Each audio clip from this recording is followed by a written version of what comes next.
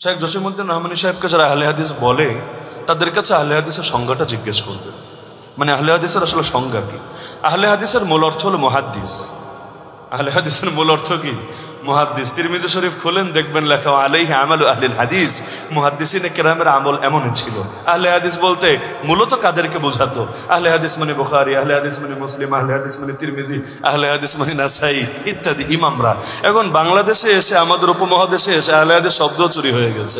এখানে আহলে হাদিস এমন লোকেও বলে যে হাদিস পড়তেই পারে না। এমনকি আরবি একটা হাদিসের কিতাব, বিশেষ করে আমাদের কওমি মাদ্রাসায় যেগুলো পড়ায় ইয়া বড় বড়, এগুলো যদি ওর সামনে খুলে দেন মুখের দাঁতও একটা আস্থা থাকবে না। তো ভাই তুমি তো হাদিসই পড়তে পারো না, তুমি আহলে হাদিস হলা কিভাবে? আহলে হাদিস বলতে তো মুহাদ্দিস বলা হয়, কিতাবের মধ্যে এই সংজ্ঞাটাই লেখা আছে। আর দ্বিতীয় জবাব দিতে পারে যে আহলে হাদিস মানে যারা হাদিস মানে।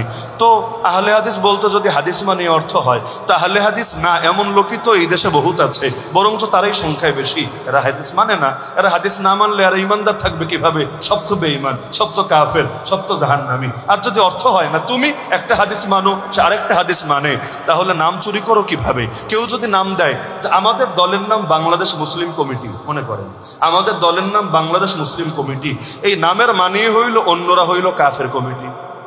না হলে তোমার নাম মুসলিম আলাদা করে রাখা লাগবে কেন? সবাই তো মুসলিম, তোমার নাম আলাদা করে মুসলিম দেওয়ার মানেই তুমি বলতে চাও অন্যরা মুসলিম না, বা নামধারী মুসলিম হলেও ভেজাল আছে। তাহলে হাদিস বলতে যদি বোঝান মুহাদ্দিস, অবশ্যই তিনি মুহাদ্দিস ছিলেন। জামিয়া মাহমুদিয়া শাইখুল হাদিস ছিলেন, জামিয়া রহমানিয়া ঢাকার, সেখানেরও তিনি হাদিসের উস্তাদ ছিলেন।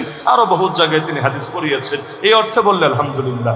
আর যদি এই অর্থে না বলে আলাদা দল হিসাবে বোঝায়, আলাদা ফেরকা হিসাবে বোঝায়, তাহলে এটা ভুল কথা। বিশ্বাস না হলে উনি তো এখন জেলে না বাইরে আছেন, আপনারা জিজ্ঞাসা করে জেনে নিয়েন যে হুজুর আপনি কি আহলে হাদিস, আপনি কি ইমামদেরকে মানেন না? তারপর তিনি দেখবেন কি জবাব দিয়েছেন। এমন জবাব দিবেন দ্বিতীয়বার প্রশ্নের কথা কল্পনায় আর আসবে না। তাহলে এইরকম সংশয় কারো ব্যাপারে সৃষ্টি করবেন না। যে কোনো কথা বলতে দলিল দিতে হয়, নবীর হাদিস এটা, আল বাইয়িনাতু আলাল মুদ্দাই, দাবি যে করবে দলিল তাকে দিতে হবে। তাহলে তুমি দাবি করলে প্রমাণ দাও।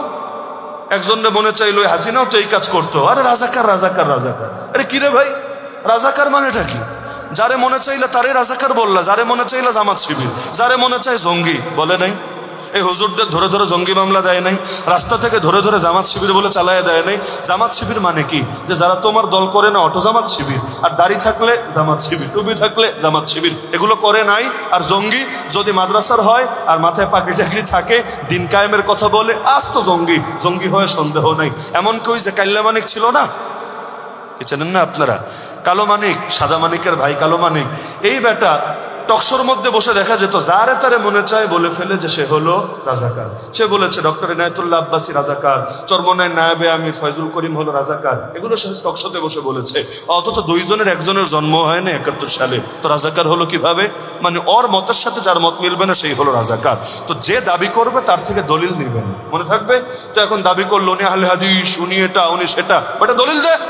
আর দলিল যদি না দিতে পারে ঠাস ঠাস করে চর মারবেন আগে, যে কথা হবে হাত থাকতে মুখে কি, কথা হবে অস্ত্রের ভাষায়।